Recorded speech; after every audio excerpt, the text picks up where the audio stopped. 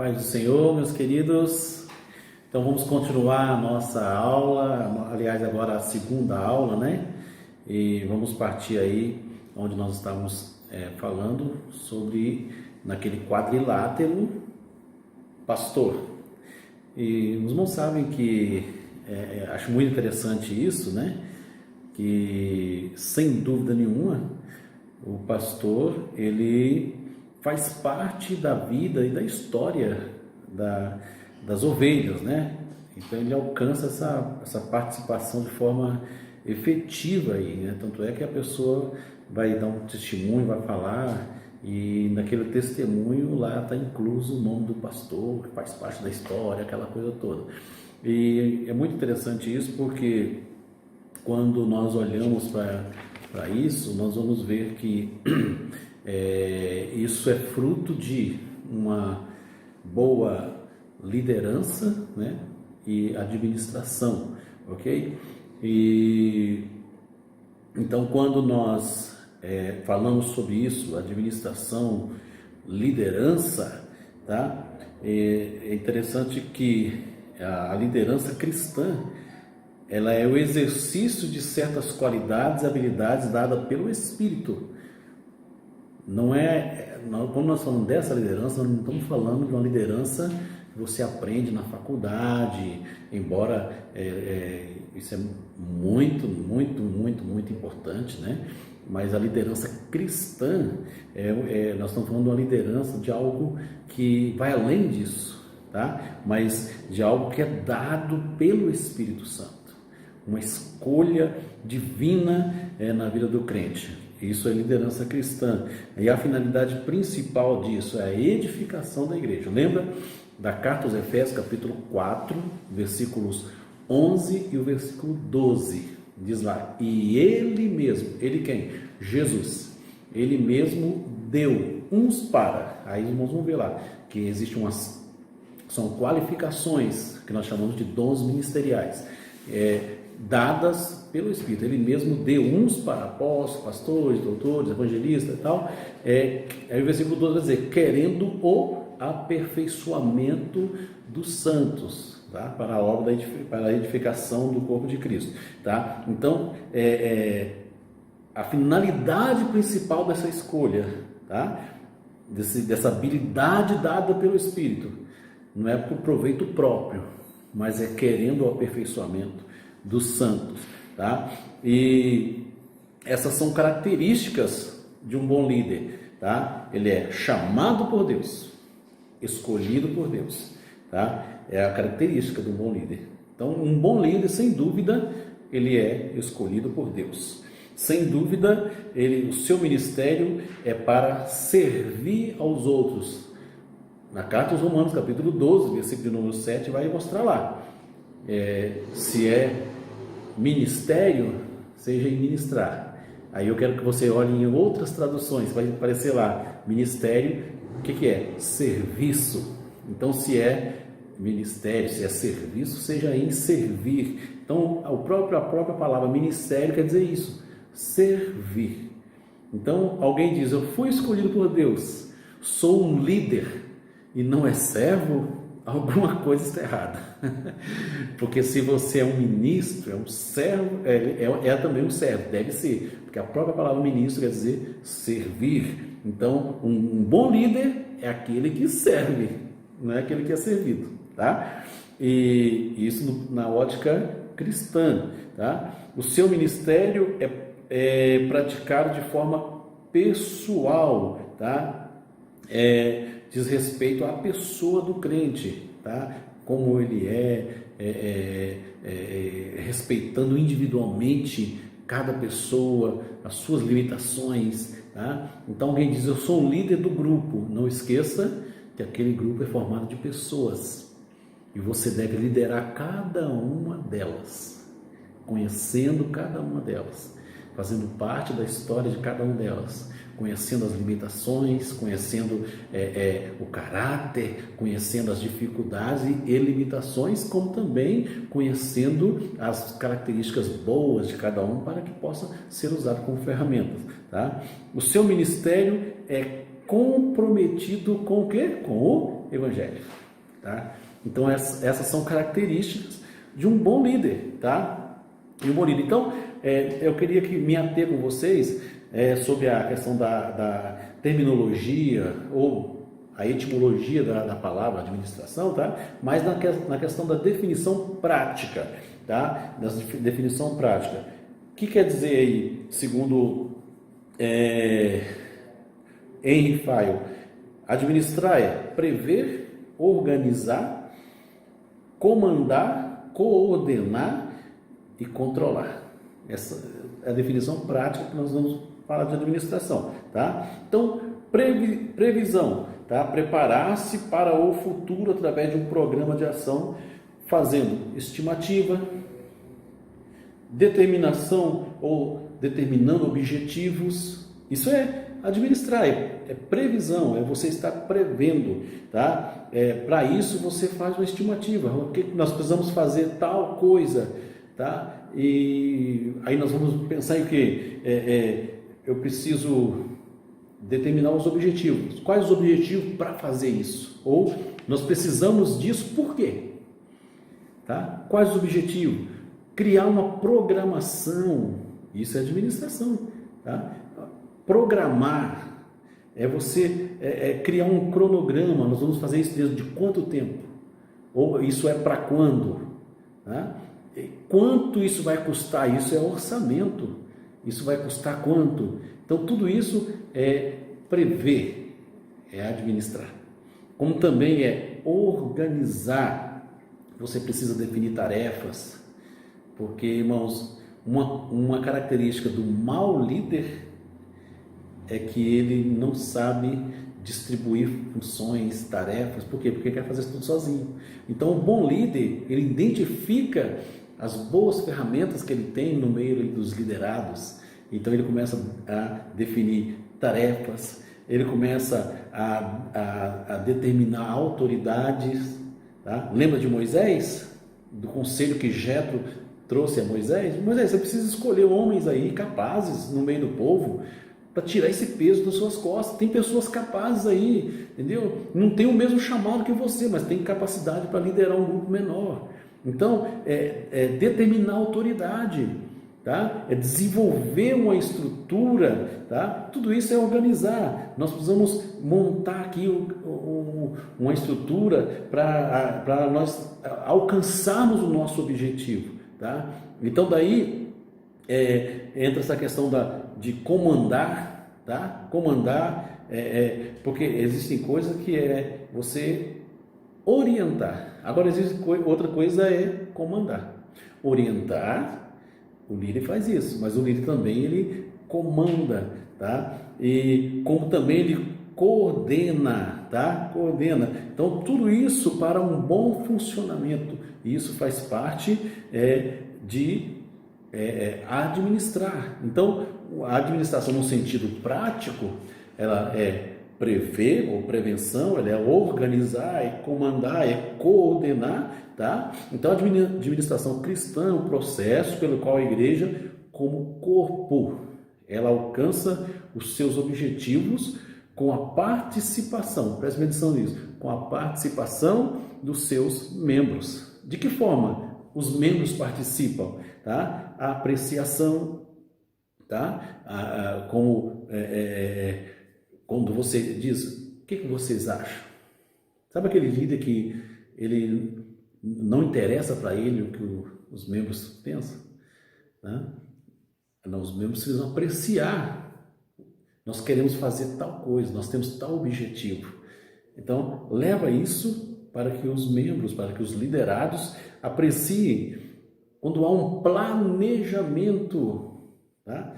Não é algo feito assim de qualquer jeito. Tem que ter um planejamento, tem que haver uma preparação. E tanto no planejamento, na apreciação, quanto na preparação, existe aí, deve ter o envolvimento dos membros da igreja, tá?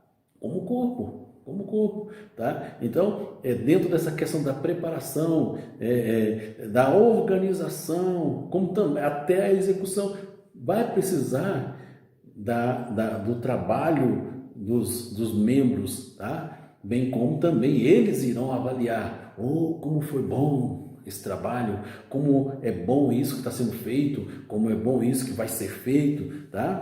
Para quê? Para dessa forma alcancemos os objetivos, tá? Então tudo isso é o que? Administrar, tá?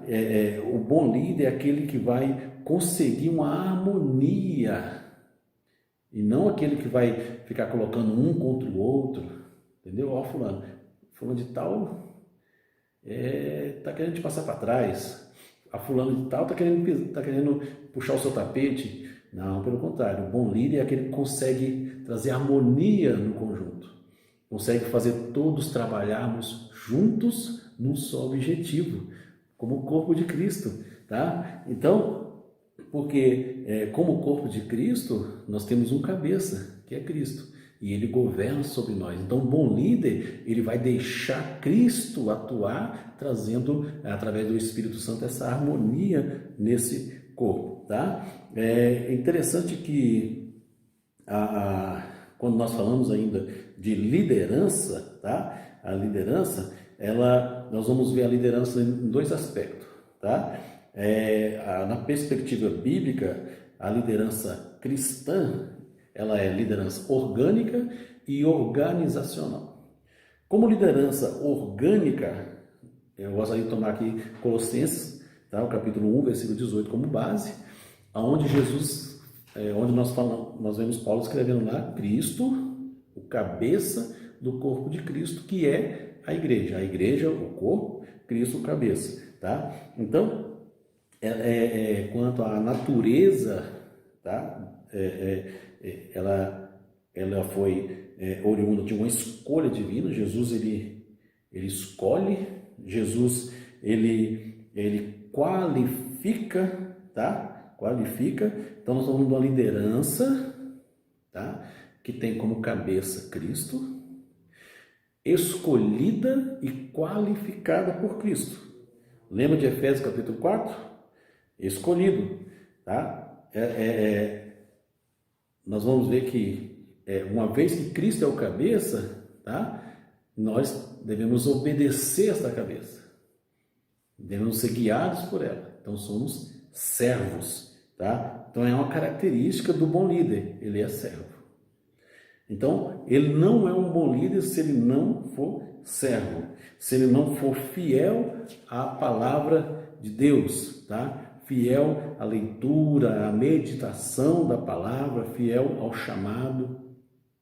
Um bom líder, como que você vai cobrar dos seus liderados que se faça isso ou aquilo, se você mesmo não tem dedicação à leitura bíblica, ao chamado, ao cumprimento, tá, da doutrina bíblica, se você não é fiel a uma autoridade superior, a uma hierarquia, como você vai cobrar? Uma das coisas que as pessoas olham em nós é isso. Se você é um líder obediente, você vai ter liderados também obedientes. Ok? Então, uma das coisas que eu presto muita atenção, tá? Que a gente analisa muito, e vocês também já devem, por experiência, ter notado isso. Existem pessoas que eles cobram, tá? Mas no sentido hierárquico, o pastor fala uma coisa, mas a pessoa faz outra na frente do seu grupo que ele lidera, ou a igreja. Então essa pessoa, ela não está sendo um bom líder, porque o bom líder é aquele que respeita a autoridade superior, tá? Então se o pastor, vamos colocar no nosso caso, na nossa estrutura, o pastor presidente ele fala algo e na congregação eu faço outra, então eu estou sendo um mau líder. Se ele fala algo ali e eu falo outro na congregação, eu estou sendo um mau líder, eu não respeito a autoridade superior, tá? Então, isso deve ser uma característica marcante em nós, tá? O respeito à hierarquia. Porque se o meu pastor presidente fala uma coisa e eu faço outra, vai acontecer a mesma coisa comigo, com os meus liderados, tá? Isso é fato. Quanto às qualificações escriturísticas, Veja, Paulo escreve a Timóteo, as orientações que Paulo dá a Timóteo, e aliás a recomendação de Paulo a Timóteo, ser fiel a essa palavra, viva conforme essa palavra. Timóteo, eu estou te escrevendo a você, Timóteo, preocupado, tá, com isso, e aquela fidelidade à palavra, quanto à questão escriturística. Paulo, nós vamos exemplo de Paulo escrevendo a Tito, Paulo escrevendo a Timóteo, a escritura, Paulo, o próprio Pedro também escrevendo, e toda essa questão da escriturística, existe uma fidelidade à doutrina bíblica, tá? Então, nós, quando no que diz respeito a essas qualificações, tá, ou qualidades escriturísticas, nós devemos ser fiel à palavra. Tudo que você for escrever, tudo aquilo que você for dar por escrito, tem que ter fidelidade à palavra. Tem que ter fidelidade à palavra, tá? Existem pessoas que são líderes, mas quando você olha o que escrevem, olha livros que são feitos, não passam pelo crivo da Bíblia. E quando nós olhamos para a Bíblia, Paulo, quando escreve a Tito, o próprio Pedro, etc., nós vamos ver que não fere as doutrinas bíblicas, tá? Não fere. E isso é muito interessante, eu acho que deve ser uma preocupação de todos nós. Jesus é o nosso modelo por excelência, tá? Jesus, irmãos, ele em tudo ele é modelo, tá? Como nosso líder, tá? Então, no ponto de vista orgânico, as características espirituais de sua liderança são comprovadas pela atitude em relação às pessoas e ao trabalho. Jesus, em relação às pessoas, Jesus guiava por meio de exemplo. Em vários textos vamos ver, aqui está Mateus capítulo 3, versículo 13 a 17. Tá? Jesus ele falou, não, João, me batiza porque eu quero ser exemplo. Lembra quando Jesus foi lavar os pés dos discípulos? Jesus falou, eu estou dando exemplo para vocês. Jesus ele dava exemplo. E o bom líder não é aquele que manda fazer e diz, faz o que eu mando e não faz o que eu faço. Não, pelo contrário. Jesus, o bom líder é aquele que aprende com Jesus. Jesus diz, aprendei de mim. Então, o bom líder é esse, tá? Ele dá exemplo, ele é exemplo, tá? Ele é exemplo. O bom líder, baseado em Jesus, ele misturava com o povo. Jesus estava no meio do povo. Jesus, ele honrava as pessoas. Olha o que no capítulo 11 do Evangelho de Mateus, né? Vai mostrar lá quando Jesus fala no versículo 7 ao 11 sobre João Batista. Ele diz, entre os nascidos de mulher não houve alguém como João Batista. Não houve. Então Jesus ele honrava a pessoa. Honrava, tá? Não é errado, irmão, você dizer para a pessoa que é liderado por você, dizer, olha, irmão, você está de parabéns, que trabalho lindo, que mensagem maravilhosa. Como é bom uma pessoa ouvir isso, principalmente do líder. Como é bom a pessoa ouvir isso, que trabalho lindo, que coisa maravilhosa. Irmão, que maravilha esse trabalho, parabéns, continue. Isso é muito bom. Jesus honrava as pessoas. Jesus honrava. Jesus também repreendia quando era necessário. Tá? Quando era necessário, Jesus também repreendia. Agora, em relação ao trabalho, Jesus tinha uma visão, né? Jesus, ele em vários textos, ele diz, eu vim para. Jesus falou para o Pai, aqueles que tu me deste. Jesus, ele diz, olha, não seja feita a minha vontade, mas a tua. Jesus, ele, em relação ao trabalho, ele tinha uma visão daquilo que ele deveria fazer, daquilo que deveria ser feito. Assim também nós devemos seguir, tá? Nós devemos ter uma visão do nosso trabalho, daquilo que precisamos, que devemos fazer. Jesus, ele era comprometido com sua missão. Comprometido com a sua missão. Ele detectava a necessidade, ele também questionava a experiência, né? Jesus, quando ele fala, João capítulo 6, versículo 6, né? Ele diz, o que vocês têm aí para esse povo comer? O povo está com fome, o que vocês têm para comer? Jesus questionava a experiência. Jesus, ele levantou recursos, tá? Recursos. Quando trouxeram para ele, no mesmo capítulo 6 de João, né? Olha, aqui tem tem os 12 pães e um peixinho aqui e tal. Levantou recursos e através daquilo Jesus operou o seu milagre, tá? Ele também considerou números. Em vários textos dos evangelhos vamos ver, tinha tantas mil pessoas, tinha tantas pessoas dentro da casa, fora, tantas pessoas. Nesse caso aqui, né, tinha milhares de pessoas ali reunidas, né, fora as crianças, né, e as mulheres. Então notem que Jesus ele considerou números também, tá? Isso é importante para nós, importante. Você nunca, nem que seja uma pessoa, considere. Ah, mais um, maravilha, glória a Deus, entendeu? Considere números, tá? Considere. Eu sempre digo uma palavra: Deus nos chamou para multiplicar, Deus nos chamou para somar. Deus nos chamou, não nos fez líderes, porque o corpo de Cristo, como um corpo orgânico, tá? Ele tende a crescer. Então, somos escolhidos, chamados. Nós somos chamados para fazer e dar continuidade ao crescimento desse corpo. Então, Deus nos chamou para multiplicar, Deus nos chamou para edificação, não é isso que ele diz em Efésios capítulo 4? Então, Deus não nos chamou para destruição, para demolição do corpo, Ele nos chamou para edificação. Então, somos chamados para multiplicar, somos chamados para somar e nunca para subtrair. Então, considere números. Todo bom líder deve considerar números. Aquela história antiga que a gente ouvia, que Deus não está nem aí com quantidade, Deus quer qualidade.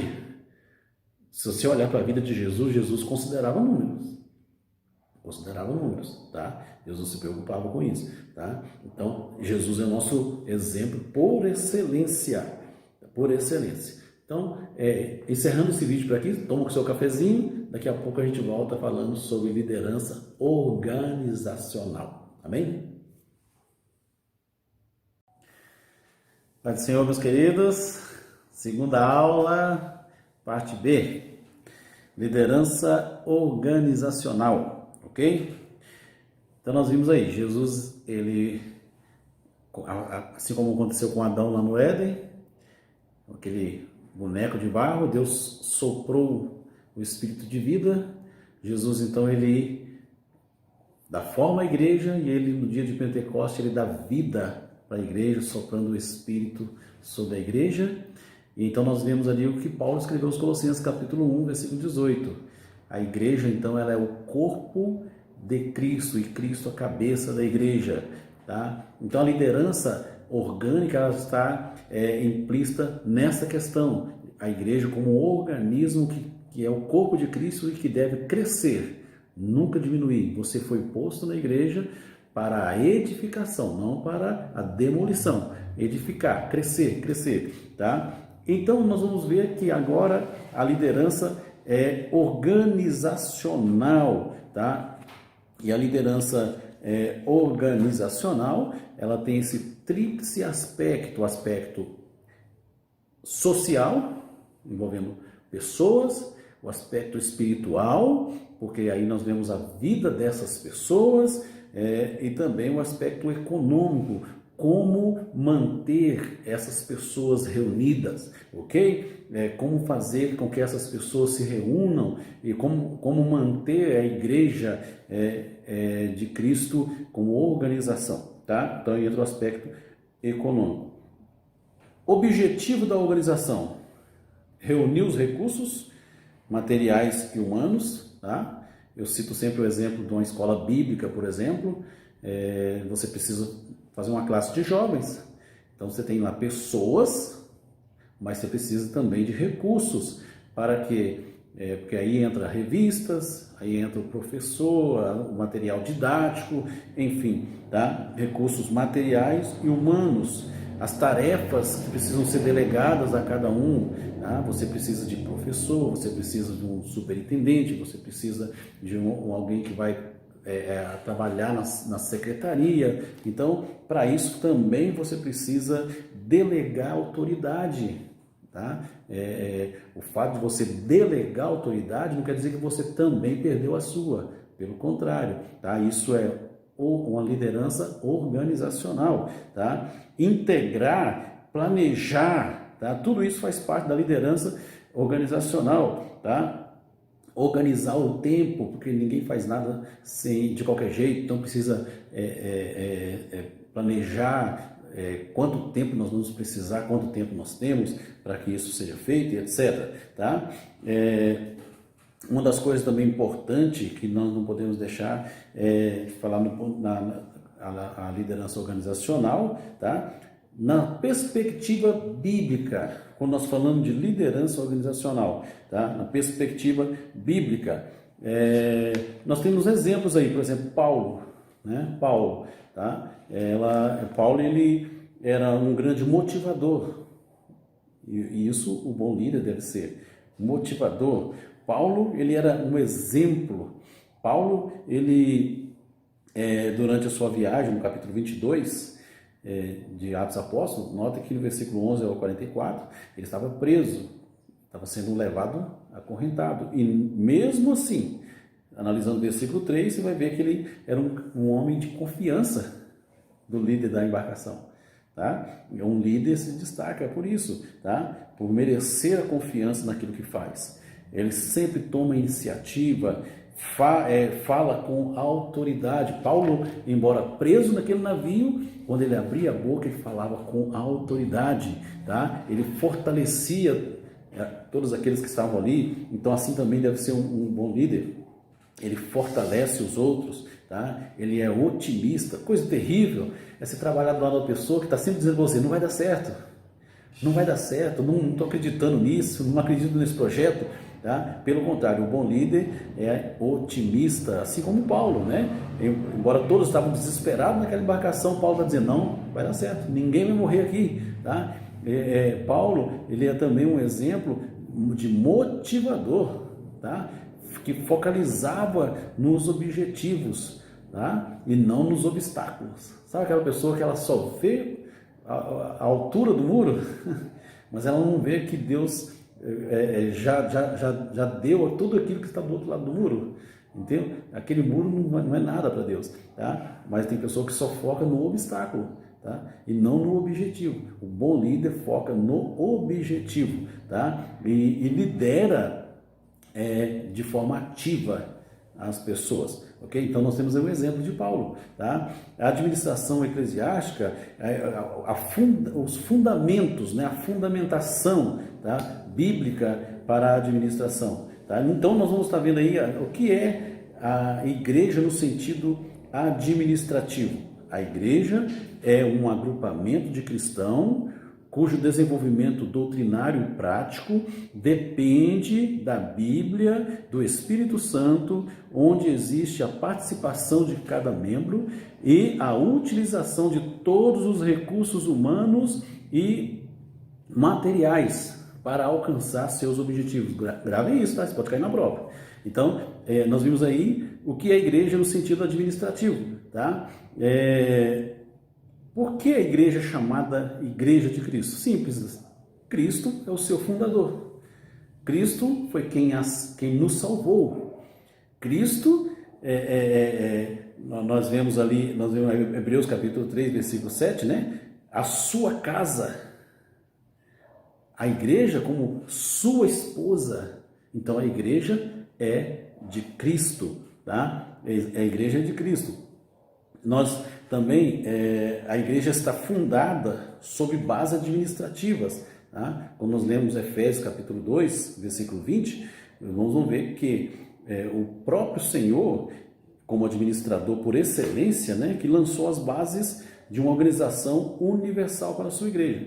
Jesus, ele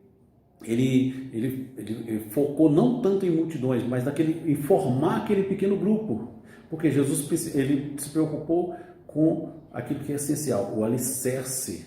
Ele lançou o alicerce para que a estrutura fosse grande, tá? Então tem gente que a pessoa, se uma casa, você chega e constrói uma casa enorme, coloca ela lá e não se preocupa com o alicerce. Se o alicerce for ruim, né? Então Jesus se preocupou com o alicerce. Então ele preparou os apóstolos, Por isso que todos esses versículos que estão aí na apostila, eu gostaria que vocês sempre lessem todos eles, tá? Mas lesse também Efésios capítulo de número 2, versículo 20, tá?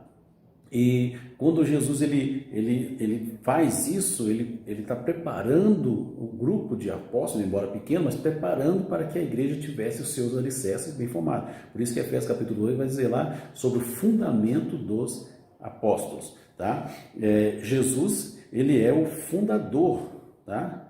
É o fundador. Essas bases, esses fundamentos lançados pelos apóstolos, está lançado sobre a rocha que é Cristo, ok? Em sua carta aos Coríntios, Paulo enfatiza que o servo de Deus deve ser um bom administrador, tá? É o mesmo, eu gostaria que vocês lessem também, 2 Timóteo capítulo 1, versículo 13 e 14, e também capítulo 2, versículo de número 2, tá? Bem como, lembrando também de Colossenses capítulo 1, versículo 18, né? Que nós vamos ver lá que é isso que Paulo está enfatizando, que o servo de Deus deve ser um bom administrador, lembrando sempre que ele foi chamado por Cristo para servir aquela que é o corpo de Cristo, que é a igreja, tá? Lembrando que Cristo é o cabeça da igreja. Sendo assim, o servo ele está obedecendo constantemente à cabeça que é Cristo, tá? Ninguém é igreja estando fora do corpo, né? Não tendo Cristo como cabeça, entendeu? Ninguém é corpo de Cristo sem obedecer a cabeça que é Cristo, tá? Então, se alguém está vivendo longe de Cristo, desobediente a Cristo, ele não é igreja, porque a igreja tem o cabeça que é Cristo. Então, ela anda nas orientações de Cristo, tá? Outra coisa importante, a igreja é uma verdadeira empresa administrativa. Mas como, pastor? A igreja é uma verdadeira empresa administrativa, tá? Porque a empresa ela tem... Pai do Senhor, meus irmãos, continuando aí a segunda aula, agora a parte C, tá? A igreja é uma verdadeira empresa? É uma pergunta. Por quê? A empresa, nós vemos lá bens materiais, que é o elemento passivo, tá? E quanto a isso, ela está sujeita a sanções, a penalidades, né? Impostos, enfim, e tantas outras questões, tá? São os bens materiais. E entram terrenos, posses, né, prédios, tá? E isso a empresa, ela tem os bens materiais, é o elemento passivo. A empresa também tem o elemento ativo, que é o elemento humano, homens, tá? Homens, são os funcionários, e a empresa também tem os sistemas. Então, bens materiais, homens e sistemas, tá? Bens materiais, o elemento passivo, homens, o elemento ativo, e sistemas são normas, são condutas, né? Disciplinas e orientação. E a igreja, não diferente da empresa, por isso a igreja é considerada uma verdadeira empresa por conta disso, porque a igreja tem também esse caráter, tá? A igreja também ela tem o elemento passivo, que são os bens materiais, templos, terrenos, construções. A igreja tem o elemento ativo, que são homens, são os membros dessa igreja, os congregados, as pessoas. E a igreja também tem os sistemas, que são as normas, que são as normas de conduta, que são disciplinas e orientações. Tá? No caso, a igreja tem os seus estatutos e as doutrinas bíblicas que são ensinadas por ela. Por isso, a igreja é uma verdadeira empresa, nesse sentido, tá ok, irmãos? Tá? Portanto, a igreja está integrada nesses 3 tipos de elemento, ok? Outra coisa interessante quando nós falamos desses sistemas aí, tá? Quando nós falamos dos bens materiais, é lógico que faz necessário, né, para que haja uma boa organização, adquirir bens. Alguém diz, a igreja não precisa disso. Você vai sentar onde? No chão? Você vai congregar onde? No meio da rua? Foi-se o tempo.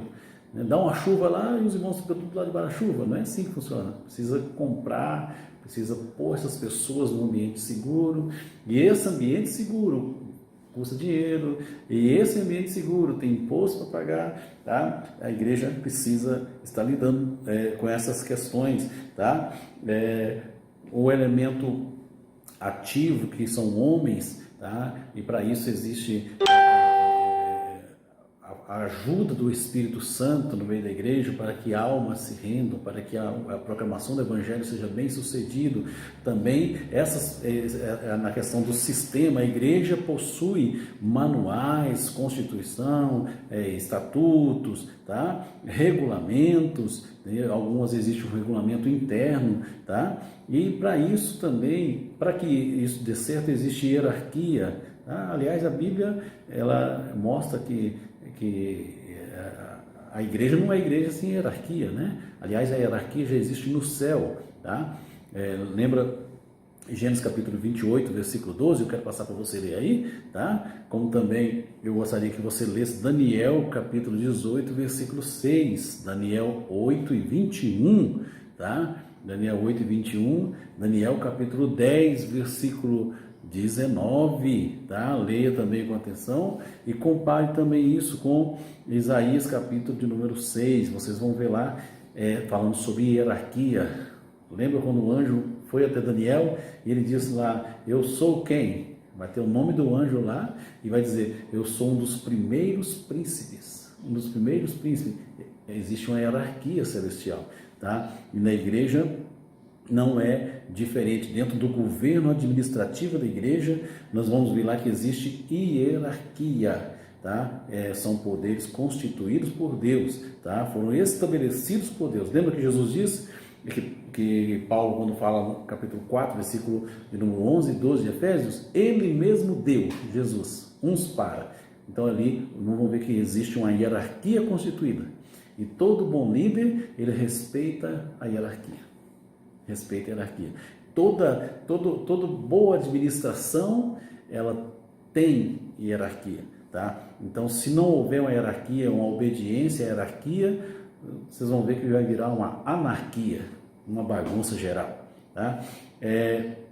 Então, nós vamos ver lá que dentro dessa hierarquia, ele tem lá apóstolos, profetas, evangelistas, pastores, tá? E levando em conta essa questão aí dessa hierarquia, vamos ver lá, apóstolos. A palavra apóstolo quer dizer o quê? Mensageiro, enviado, tá? Enviado. João, capítulo de número 2, versículo 21 lá, o capítulo 20, versículo 21 também, o capítulo 20 e 21, vamos ver lá que Jesus ele diz lá, eu vos envio a vós, assim como o Pai me enviou a mim, eu também vos envio a vós, tá? Então isso se repete inúmeras vezes, tá? 19 vezes é mencionado no Novo Testamento a palavra apóstolo ou enviado, missionário, tá? São aqueles que foram testemunhas oculares. Lembra que no capítulo 1 lá de Atos dos Apóstolos era um requisito para o apostolado ser testemunha ocular, aquele que acompanhou o ministério de Jesus desde que ele saiu das águas, desde que ele se batizou até o momento que ele foi assunto ao céu, era requisito para ser apóstolo, tinha que ser testemunha ocular, tá? Do ministério de Cristo aqui na terra, entendeu? Hoje, um apóstolo pode ser identificado de que forma? Tá? Um missionário, aquele que foi enviado pela igreja, aquele que foi comissionado para a igreja, tá? Pela igreja, ok? É lógico que nossa igreja, por exemplo, não existe isso como cargo, tá? Como cargo. Nos dias da igreja primitiva, apóstolos foram aqueles que foram chamados exclusivamente por Cristo, ok? E também, vamos ver lá, profetas, tá? O profeta no Velho Testamento era um intérprete dos oráculos de Deus, o profeta trazia Deus aos homens, tá? Agora, no Novo Testamento, esse profeta aqui, vamos ver a diferença entre profeta como dom, como dom espiritual e como dom ministerial, tá? E no capítulo 4 de Efésios, vamos ver o dom ministerial, chamado para a liderança, tá? É aquele que trazia a edificação, tá? Aliás, quando nós lemos a carta 1 Coríntios capítulo 4, versículo 3, tem que alcançar esse objetivo, a profecia: edificação, exortação e consolação. Então, o profeta é aquele que trazia isso para a igreja, ok? Outra coisa importante, tá? É bom que se faça essa diferença entre o profeta e o que tem recebido o dom de profecia, tá? Então, compara aí Efésios capítulo 4, versículo 11 com 1 Coríntios 12, 10, ok? Evangelistas, tá? O evangelista são aqueles que levam boas novas de salvação, aqueles pregadores do evangelho, tá? Nós vemos aí que ele tanto foi chamado para pregar e batizar, ordenar anciões, como também exercer a disciplina. Eu gostaria de